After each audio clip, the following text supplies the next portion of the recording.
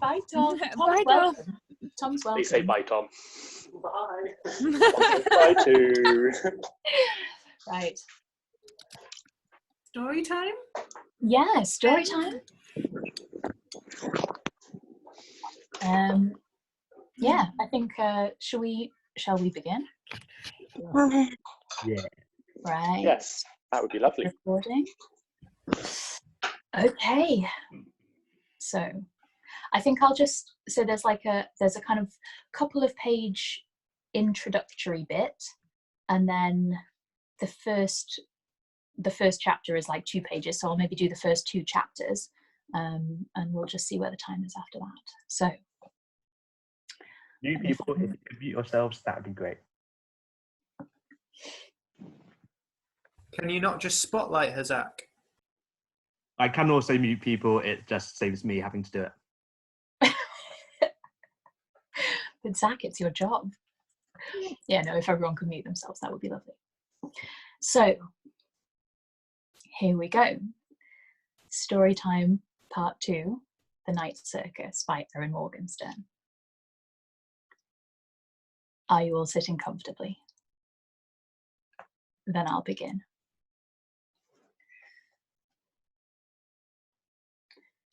Anticipation. The circus arrives without warning. No announcements precede it, no paper notices on downtown posts and billboards, no mentions or advertisements in local newspapers. It is simply there when yesterday it was not. The towering tents are striped in black and white, no golds and crimsons to be seen. No colour at all, save for the neighbouring trees and the grass of the surrounding fields. Black and white stripes on grey sky, countless tents of varying shapes and sizes, with an elaborate wrought iron fence encasing them in a colourless world. Even what little ground is visible from outside is black or white, painted or powdered, or treated with some other circus trick. But it is not open for business. Not yet. Within hours, everyone in town has heard about it. By afternoon, the news has spread several towns over. Word of mouth is a more effective method of advertisement than typeset words and exclamation points on paper pamphlets or posters. It is impressive and unusual news, the sudden appearance of a mysterious circus. People marvel at the staggering height of the tallest tents. They stare at the clock that sits just inside the gates that no one can properly describe.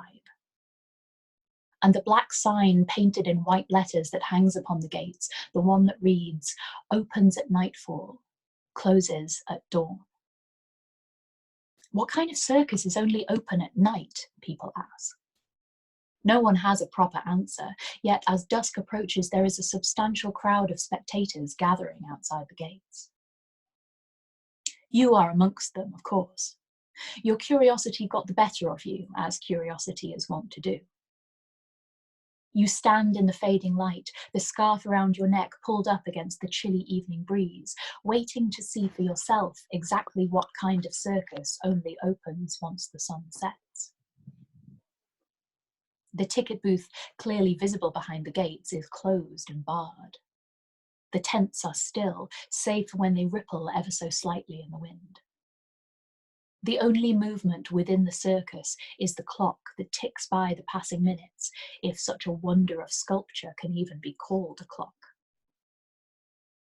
The circus looks abandoned and empty, but you think perhaps you can smell caramel wafting through the evening breeze, beneath the crisp scent of the autumn leaves, a subtle sweetness at the edges of the cold. The sun disappears completely beyond the horizon, and the remaining luminosity shifts from dusk to twilight. The people around you are growing restless from waiting, a sea of shuffling feet, murmuring about abandoning the endeavour in search of someplace warmer to pass the evening. You yourself are debating departing when it happens. First, there is a popping sound. It is barely audible over the wind and conversation, a soft noise like a kettle about to boil for tea. Then comes the light. All over the tents, small lights begin to flicker, as though the entirety of the circus is covered in particularly bright fireflies. The waiting crowd quiets as it watches this display of illumination. Someone near you gasps. A small child claps his hands with glee at the sight. When the tents are all aglow, sparkling against the night sky, the sign appears. Stretched across the top of the gates, hidden in curls of iron, more firefly-like lights flicker to life. They pop as they brighten, some accompanied by a shower of glowing white sparks and a bit of smoke. The people nearest to the gates take a few steps back. At first, it is only a random pattern of lights. But as more of them ignite, it becomes clear that they are aligned in scripted letters. First, a C is distinguishable, followed by more letters. A Q, oddly, and several E's. When the final bulb pops alight and the smoke and sparks dissipate, it is finally legible, this elaborate, incandescent sign. Leaning to your left to gain a better view, you can see that it reads Les Cirques de Rêve. Some in the crowd smile knowingly, while others frown and look questioningly at their neighbours. A child near you tugs on her mother's sleeve, begging to know what it says. The Circus of Dreams, comes the reply. The girl smiles delightedly. Then the iron gates shudder and unlock, seemingly by their own volition. They swing outward, inviting the crowd inside. Now the circus is open. Now you may enter.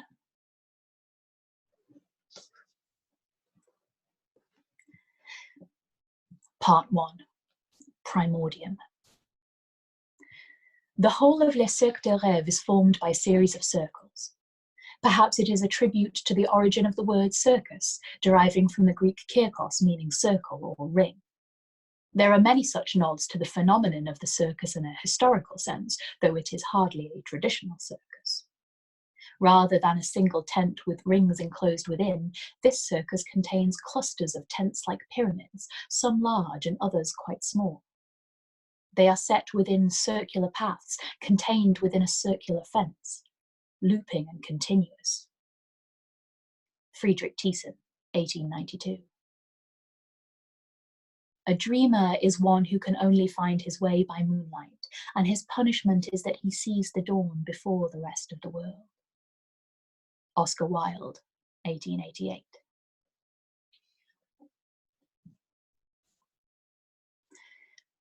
Unexpected Post, New York, February 1873. The man billed as Prospero the Enchanter receives a fair amount of correspondence via the theatre office, but this is the first envelope addressed to him that contains a suicide note. And it is also the first to arrive carefully pinned to the coat of a 5-year-old girl. The lawyer who escorts her to the theatre refuses to explain, despite the manager's protestations, abandoning her as quickly as he can with no more than a shrug and a tip of the hat. The theatre manager does not need to read the envelope to know who the girl is for. The bright eyes peering out from under a cloud of unruly brown curls are smaller, wider versions of the magician's own. He takes her by the hand, her small fingers hanging limp within his. She refuses to remove her coat despite the warmth of the theatre, giving only an adamant shake of her head when he asks her why. The manager takes the girl to his office, not knowing what else to do with her. She sits quietly on an uncomfortable chair beneath a line of framed posters advertising past productions, surrounded by boxes of tickets and receipts. The manager brings her a cup of tea with an extra lump of sugar, but it remains on the desk, untouched, and grows cold. The girl does not move, does not fidget in her seat. She stays perfectly still with her hands folded in her lap. Her gaze is fixed downward, focused on her boots that do not quite touch the floor. There is a small scuff on one toe, but the laces are knotted in perfect bows. The sealed envelope hangs from the second topmost button of her coat until Prospero arrives. She hears him before the door opens, his footsteps heavy and echoing in the hall, unlike the measured pace of the manager who has come and gone several times, quiet as a cat. "There is also a package for you, sir," the manager says as he opens the door, ushering the magician into the cramped office before slipping off to attend to other theatre matters, having no desire to witness what might become of this encounter. The magician scans the office, a stack of letters in one hand, a black velvet cape lined with shockingly white silk cascading behind him, expecting a paper-wrapped box or crate. Only when the girl looks up at him with his own eyes does he realise what the theatre manager was referring to. Prospero the Enchanter's immediate reaction upon meeting his daughter is a simple declaration of, "Well, fuck." The girl returns her attention to her boots. The magician closes the door behind him, dropping the stack of letters on the desk next to the teacup as he looks at the girl. He rips the envelope from her coat, leaving the pin clinging steadfastly to its button. While the writing on the front bears his stage name and the theatre address, the letter inside greets him with his given name, Hector Bowen. He skims over the contents, any emotional impact desired by the author failing miserably and finally. He pauses at the only fact he deems relevant, that this girl now left in his custody is obviously his own daughter, and that her name is Celia. "She should have named you Miranda," the man called Prospero the Enchanter says to the girl with a chuckle. "I suppose she was not clever enough to think of it." The girl looks up at him again, dark eyes narrow beneath her curls. The teacup on the desk begins to shake. Ripples disrupt the calm surface as cracks tremble across the glaze, and then it collapses in shards of flowered porcelain. Cold tea pools in the saucer and drips onto the floor, leaving sticky trails along the polished wood. The magician's smile vanishes. He glances back at the desk with a frown, and the spilled tea begins seeping back up from the floor. The cracked and broken pieces stand and reform themselves around the liquid until the cup sits complete once more, soft swirls of steam rising into the air. The girl stares at the teacup, her eyes wide. Hector Bowen takes his daughter's face in his gloved hand, scrutinizing her expression for a moment before releasing her, his fingers leaving long red marks across her cheeks. "You might be interesting," he says. The girl does not reply. He makes several attempts to rename her in the following weeks, but she refuses to respond to anything but Celia. Several months later, once he decides she is ready, the magician writes a letter of his own. He includes no address, but it reaches its destination across the ocean nonetheless.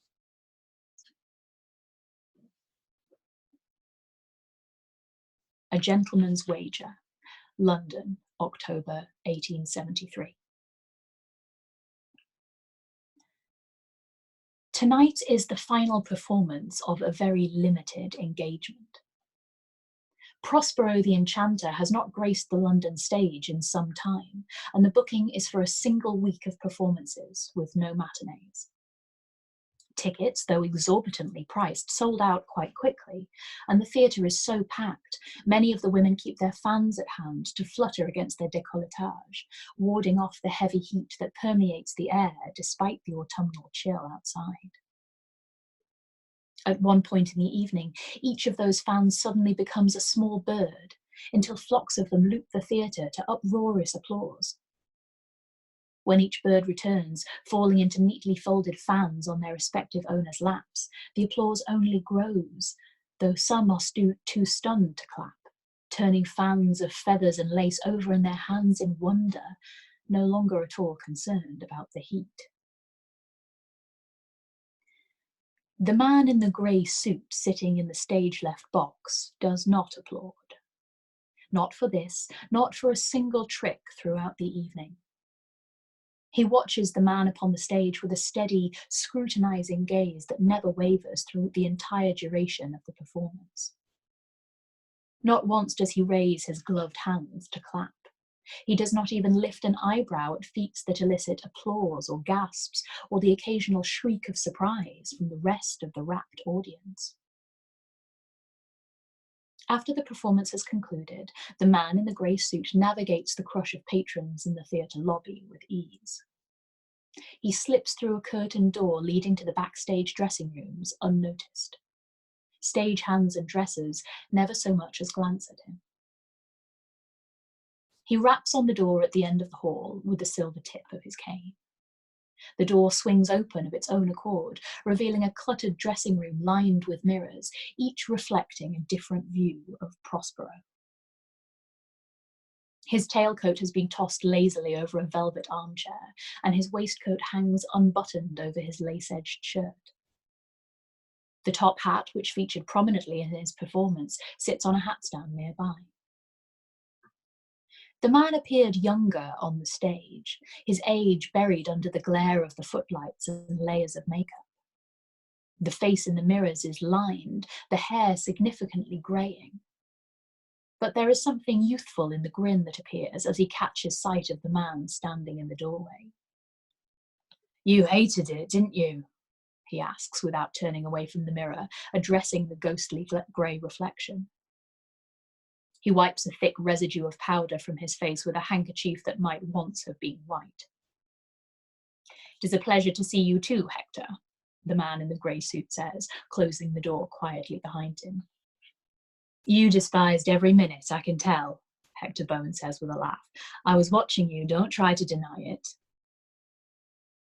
He turns and extends a hand the man in the grey suit does not accept. In response, Hector shrugs and waves his fingers dramatically in the direction of the opposite wall. The velvet armchair slides forward from a corner packed with trunks and scarves, while the tailcoat floats up from it like a shadow, obediently hanging itself in a wardrobe. "Sit, please," Hector says. "It's not as comfortable as the ones upstairs, I'm afraid." "I cannot say I approve of such exhibitions," the man in the grey suit says, taking off his gloves and dusting the chair with them before he sits, "passing off manipulations as tricks and illusion, charging admission." Hector tosses the powder-covered handkerchief onto a table littered with brushes and tins of grease paint. "Not a single person in that audience believes for a second that what I do up there is real," he says, gesturing in the general direction of the stage. "That's the beauty of it. Have you seen the contraptions these magicians build to accomplish the most mundane feats? They are a bunch of fish covered in feathers, trying to convince the public they can fly, and I am simply a bird in their midst. The audience cannot tell the difference beyond knowing that I am better at it. That does not make it any less frivolous an endeavour." "These people line up to be mystified," Hector says. "I can mystify them easier than most. Seems a waste to let the opportunity pass by. Pays better than you might think as well. Can I get you a drink? There are bottles hidden around here somewhere, although I'm not entirely sure there are glasses." He attempts to sort through the contents of a table, pushing aside piles of newspapers and a birdless birdcage. "No, thank you," the man in the grey suit says, shifting in his chair and resting his hands on the handle of his cane. "I found your performance curious, and the reaction of your audience somewhat perplexing. You were lacking in precision. Can't be too good if I want them to believe I'm as fake as the rest of them," Hector says with a laugh. "I thank you for coming and suffering through my show. I'm surprised you even turned up. I was beginning to give up hope. I've had that box reserved for you the entire week." "I do not often decline invitations. Your letter said you had a proposition for me." "I do, indeed," Hector says, striking his hands together in a single sharp clap. I was hoping you might be up for a game. It has been far too long since we've played. Though first, you must meet my new project. I was under the impression that you had given up on teaching. I had, but this was a singular opportunity I could not resist. Hector walks over to a door mostly hidden by a long standing mirror. Celia, dearest, he calls into the adjoining room before returning to his chair. A moment later, a small girl appears in the doorway, dressed too nicely for the chaotic shabbiness of the surroundings. All ribbons and lace, perfect as a shop-fresh doll, save for a few unruly curls escaping her braids. She hesitates, hovering on the threshold when she sees that her father is not alone. It's all right, dearest. Come in, Hector says, beckoning her forward with a wave of his hand. This is an associate of mine, no need to be shy. She takes a few steps closer and executes a perfect curtsy, the lace-trimmed hem of her dress sweeping over the worn floorboards. This is my daughter, Celia, Hector says to the man in the grey suit, placing his hand on the girl's head. Celia, this is Alexander. Pleased to meet you, she says. Her voice is barely more than a whisper and pitched lower than might be expected from a girl her size.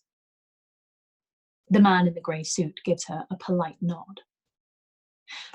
I would like you to show this gentleman what you can do, Hector says.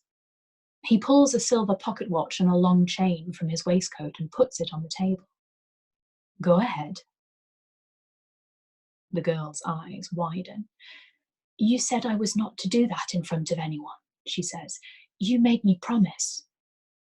This gentleman is not just anyone, Hector replies with a laugh. You said no exceptions, Celia protests. Her father's smile fades. He takes her by the shoulders and looks her sternly in the eye. This is a very special case, he says. Please show this man what you can do, just like in your lessons. He pushes her towards the table with the watch.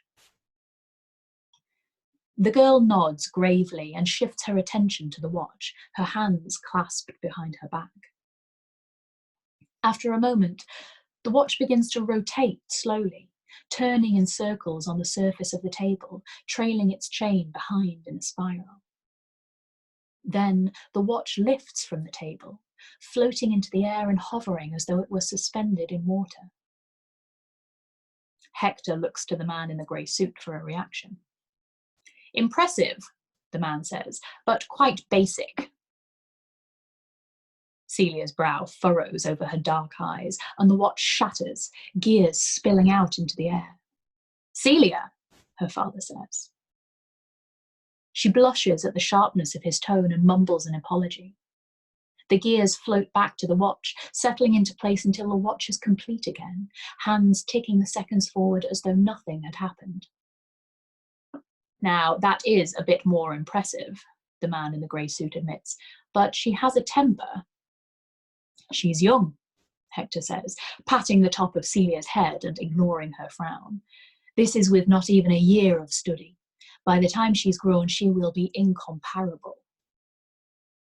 I could take any child off the street and teach them as much.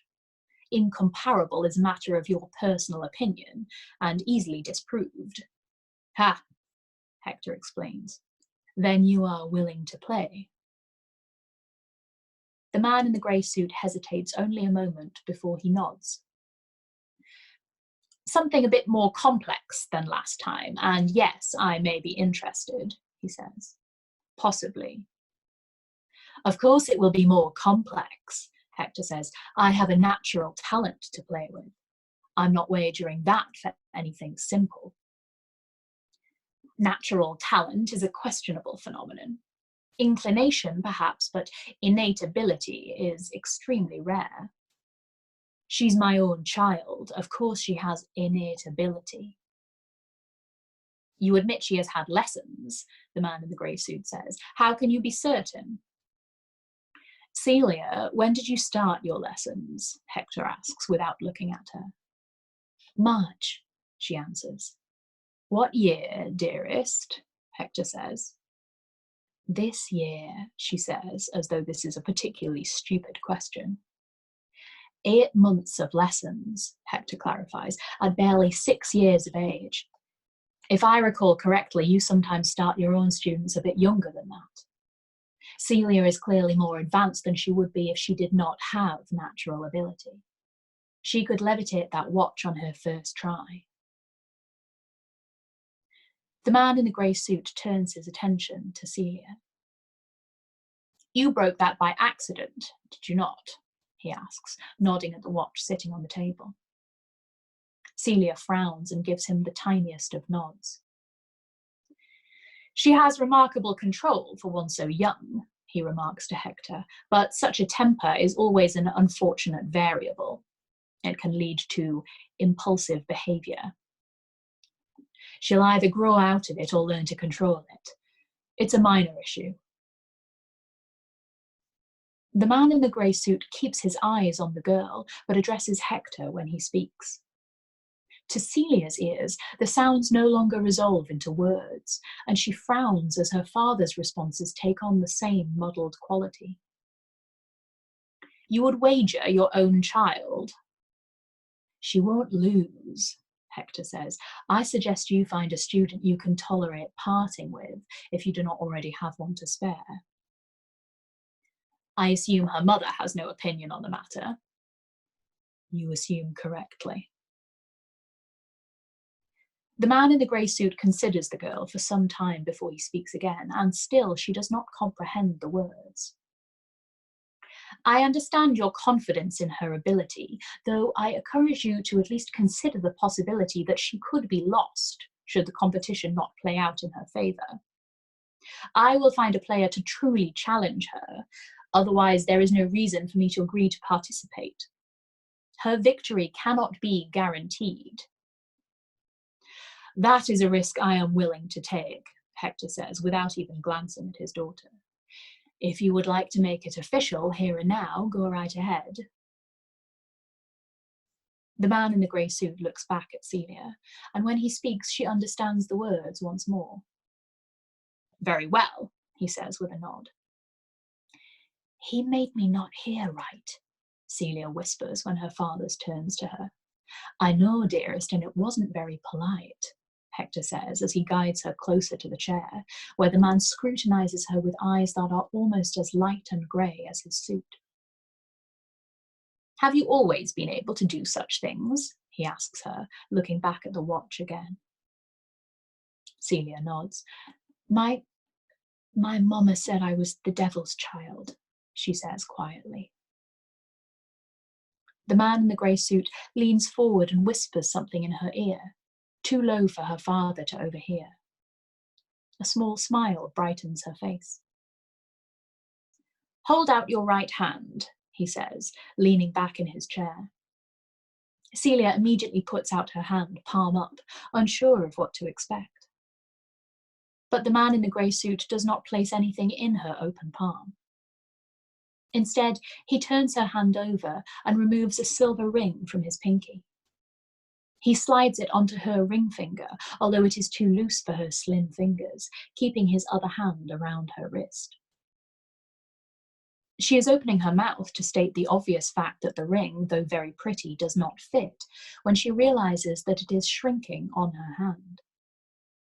Her momentary glee at the adjustment is crushed by the pain that follows as the ring continues to close around her finger, the metal burning into her skin. She tries to pull away, but the man in the grey suit keeps his hand firmly around her wrist. The ring thins and fades, leaving only a bright red scar around Celia's finger. The man in the grey suit releases her wrist, and she steps back, retreating into a corner and staring at her hand. Good girl, her father says. I will require some time to prepare a player of my own, the man in the grey suit says. Of course, Hector says, take all the time you need. He pulls a gold band from his own hand and puts it on the table. For when you find yours. You prefer not to do the honours yourself? I trust you. The man in the grey suit nods and pulls a handkerchief from his coat, picking up the ring without touching it and placing it in his pocket. I do hope you are not doing this because my player won the last challenge. Of course not, Hector says. I am doing this because I have a player that can beat anyone you choose to put against her, and because times have changed enough to make it interesting. Besides, I believe the overall record leans in my favour. The man in the grey suit does not contest this point. He only watches Celia with the same scrutinising gaze. She attempts to step out of his line of sight, but the room is too small. I suppose you already have a venue in mind, he asks. Not precisely, Hector says. I thought it might be more fun to leave a bit of leeway as far as venue is concerned.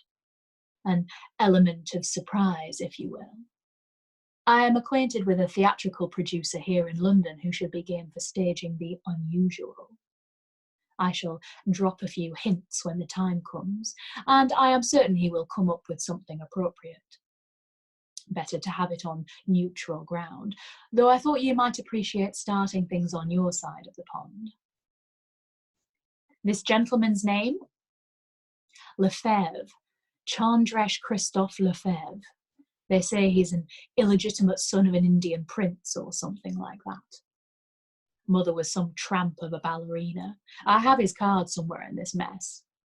You'll like him. He's quite forward-thinking, wealthy, eccentric.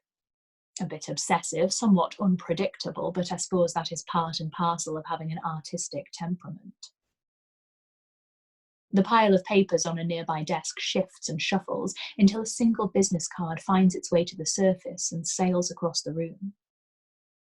Hector catches it in his hand and reads it before handing it to the man in the grey suit. He throws wonderful parties. The man in the grey suit puts it in his pocket without so much as glancing at it. I have not heard of him, he says, and I am not fond of public settings for such matters. I will take it under consideration. Nonsense. The public setting is half the fun. It brings in so many restrictions, so many challenging parameters to work around. The man in the grey suit considers this for a moment before he nods. Do we have a disclosure clause? It would be fair, given my awareness of your choice of player. Let's have no clauses at all beyond the basic rules of interference and see what happens, Hector says. I want to push boundaries with this one. No time limits either. I'll even give you first move. Very well. We have an agreement. I shall be in touch. The man in the grey suit stands, brushing invisible dust from his sleeve. It was a pleasure to meet you, Miss Celia. Celia bobs another perfect curtsy, all the while regarding him with wary eyes. The man in the grey suit tips his hat to Prospero and slips out the door and then out of the theatre, moving like a shadow onto the busy street. In his dressing room, Hector Bowen chuckles to himself while his daughter stands quietly in a corner, looking at the scar on her hand. The pain fades as quickly as the ring itself, but the raw red mark remains. Hector takes the silver pocket watch from the table, comparing the time to the clock on the wall. He winds the watch slowly, regarding the hands intently as they swirl around the face. Celia, he says, without looking up at her, why do we wind our watch? Because everything requires energy, she recites obediently, eyes still focused on her hand. We must put effort and energy into anything we wish to change. Very good. He shakes the watch gently and replaces it in his pocket. Why did you call that man Alexander? Celia asks. That's a silly question. It's not his name. Now, how might you know that? Hector asks his daughter, lifting her chin to face him and weighing the look in her dark eyes with his own. Celia stares back at him, unsure how to explain. She plays over in her mind the impression of the man in the grey suit with his pale eyes and harsh features, trying to figure out why the name does not fit on him properly. It's not a real name, she says, not one that he's carried with him always. It's one that he wears like his hat, so he can take it off if he wants. Like Prospero is for you. You are even more clever than I could have hoped, Hector says, not bothering to refute or confirm her musings about his colleague's nomenclature. He takes his top hat from its stand and puts it on her head, where it slides down and obscures her questioning eyes in a cage of black silk.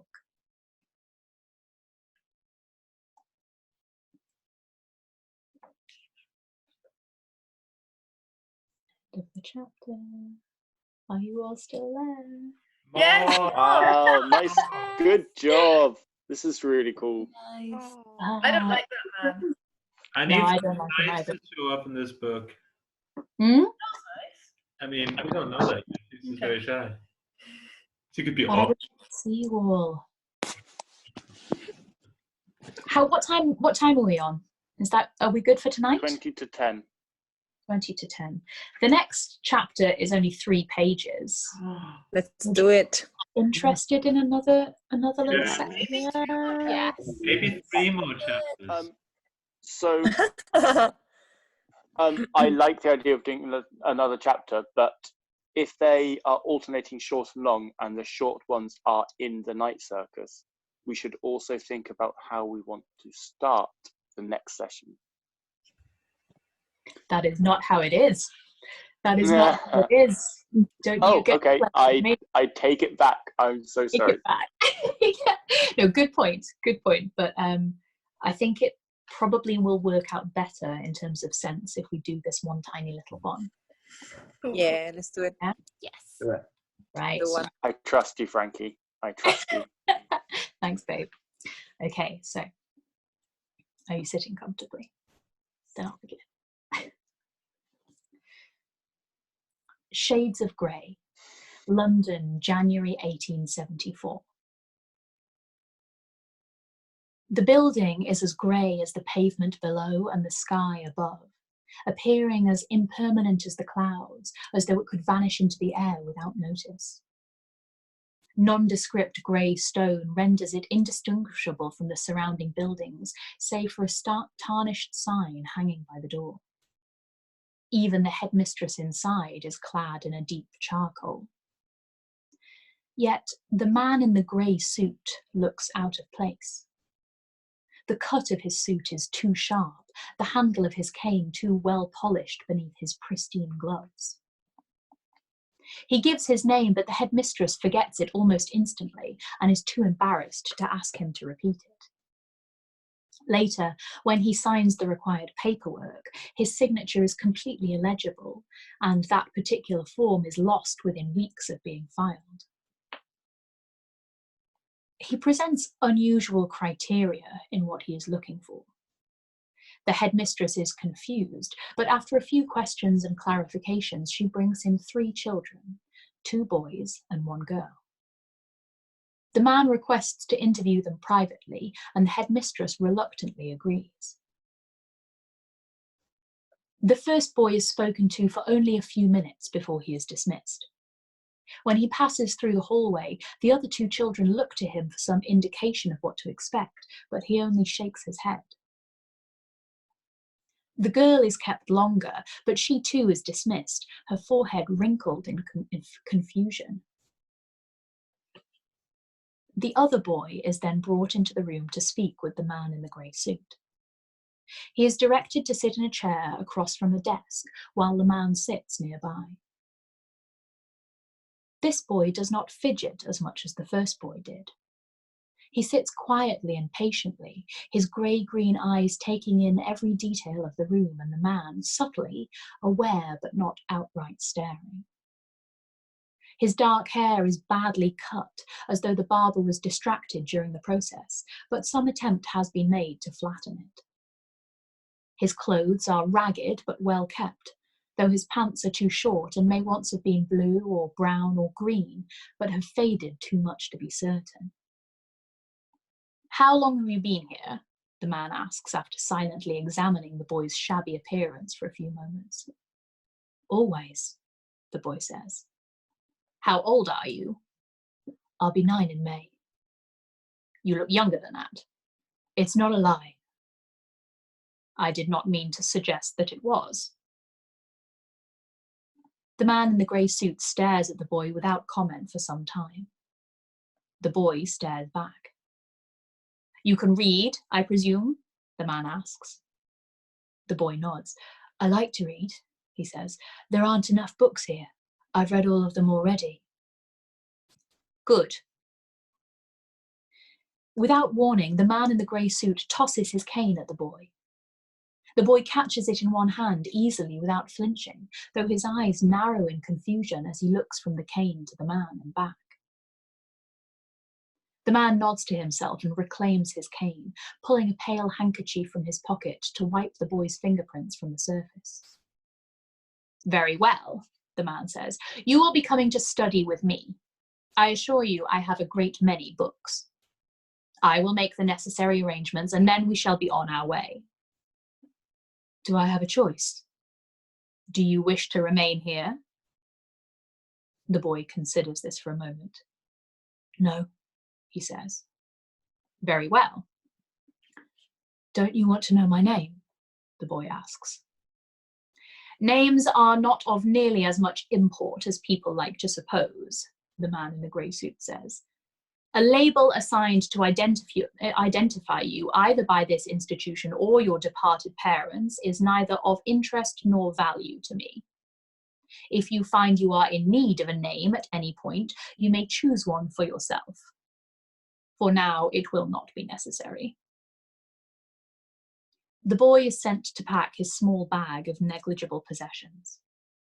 The man in the grey suit signs papers and responds to the headmistress's questions with answers she does not entirely follow, but she does not protest the transaction. When the boy is ready, the man in the grey suit takes him from the grey stone building, and he does not return.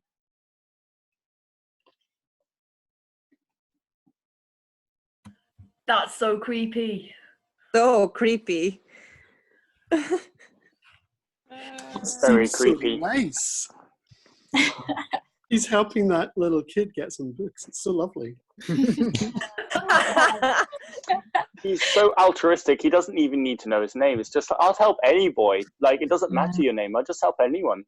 It's nice, man. If you meet a 9-year-old boy with a low husky voice, you have to adopt them, right? It's the rules. You're a wizard, nameless.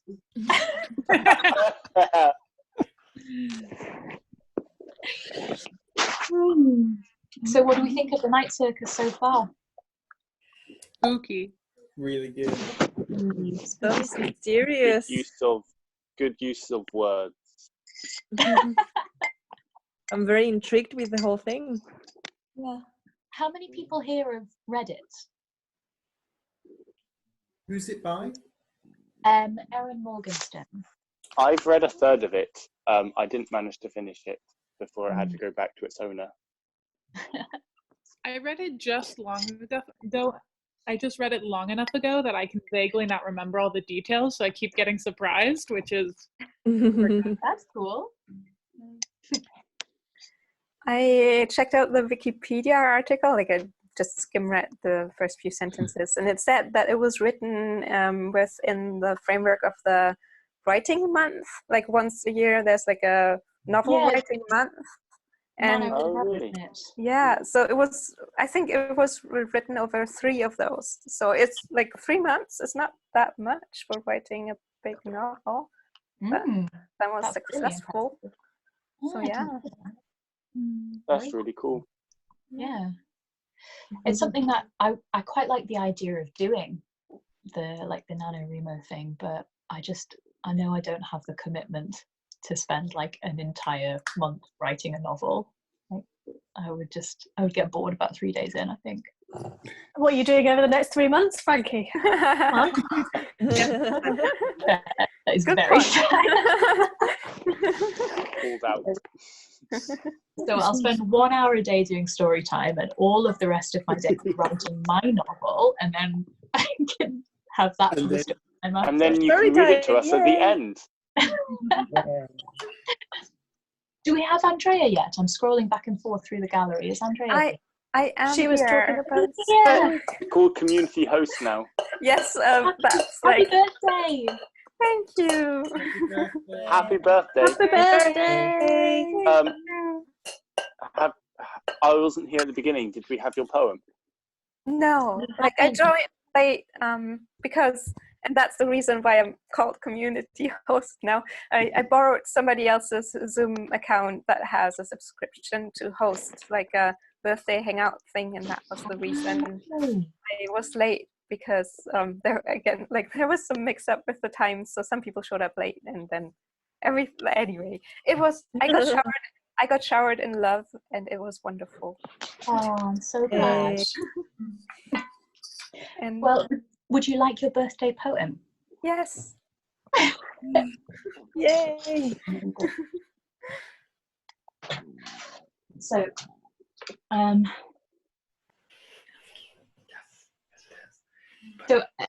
Andrea didn't ask for a specific one, but kind of gave me some pointers about the kind of thing that she might like. So I have a choice of two. There's a Mary Oliver one called Wild Geese that I thought you might like if you didn't already know it. But the one that I immediately thought, based on the criteria you presented, is by Derek Mahan, and it's called Everything is Going to Be All Right. I choose the second one. That would be, and it's like, because I know you're a poet as well, I thought it seemed fitting. So if you would be happy with that one. Yes, please.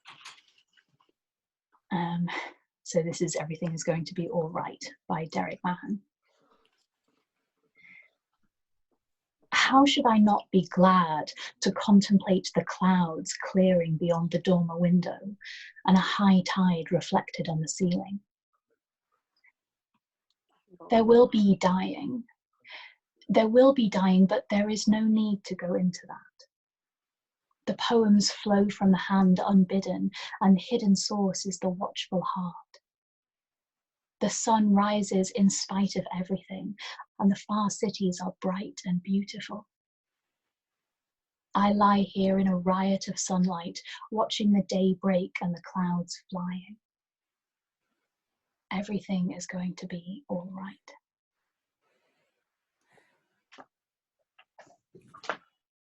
Happy birthday. That was really sweet. So there you go. That is a poem telling you how everything is going to be okay. I just joined the chat in time for that, and it was so nice. It's one of my favourite soothing poems. We have that one just on a standalone loop as well, like the nice dog one. Yes, of course. We'll just do a whole bunch of really beautiful, soothing poetry. Sounds brilliant. Nick, can you make the audio for that into a ringtone? Just never answer the phone. The whole thing, or just the last line? Yes. I think maybe we should turn the "Are you sitting comfortably" into a message noise. Every time I hear that now, I'm going to think of you, Frankie. Yes, that's mine now. It's like your brand. Did you used to listen with Mother, Frankie? No, what's that? That's it was a BBC kids thing on the radio, and that's where it's from. It's at the start of every story every day. That was how they'd begin it. So, are you listening? Are you sitting comfortably? Then I'll begin. Wonder where I've picked that up from. I think it's just one of those things that parents say. Yeah. It's kind of become part of common parlance. But yeah, Radio 4. I liked that when Malcolm was saying his, he doesn't say the same. It's almost that. He says, are you sitting comfortably? Then we may begin. And it's, at that point, I'm still like, we may begin? You may. Yeah. Still don't know. Attention. I'm so excited for the next round of Malcolm's recordings. Has anybody else like continued the story, the fan fiction? No, not yet. Oh. Do you like? Up for grabs. It's up for grabs. Who's going to do it? I definitely feel that the next episode should be very poetic. Well, maybe you should write it then, Ben. Oh no, I'm not a poet. But that means the next episode has to follow on from Zach's thing, which was like took it in quite a weird direction. Plus Zach has requested swans, plus we're now requesting poetry. Okay, maybe not poetry. Quite straightforward. It's a suggestion, not a request. The thing is, it's fanfic, so like the jump from one weird genre into another is part of the beauty of it. That the tonal voice changes every like 20 paragraphs. Sounds like you've got a good handle on this, Gordon. Maybe you should write the next one. He's already written. Gordon's done one. I've done one already. Way ahead. That shows how behind I am. Oh, have you not read Gordon's? Gordon's was intense. I haven't got past the second one yet. Oh my god. Boy. Get to number 4. If you get to it, it has a lot of chocolate references. So yeah, it's high key sensual. Where even is this? Like, I've definitely read it at some point, but I've forgotten where it's actually all happening. I think it's in the comment thread on, you know, the pictures that I posted of me and Emma in the bath. I have to scroll down, Frankie. Do I? Oh no, Frankie, I don't know those. Please describe them some more. It feels like a weird thing to bookmark, but you know. Martin, I can send you the document I made with it all in a Word thing if you want. That's more sensible. I don't think I think there's a link in the Storytime Facebook group as well to the post, which I assume is open to anyone to read. I'm not sure. I think so. I don't think I'm particularly good about things like internet privacy. So I assume that anyone can just turn up and have a little post.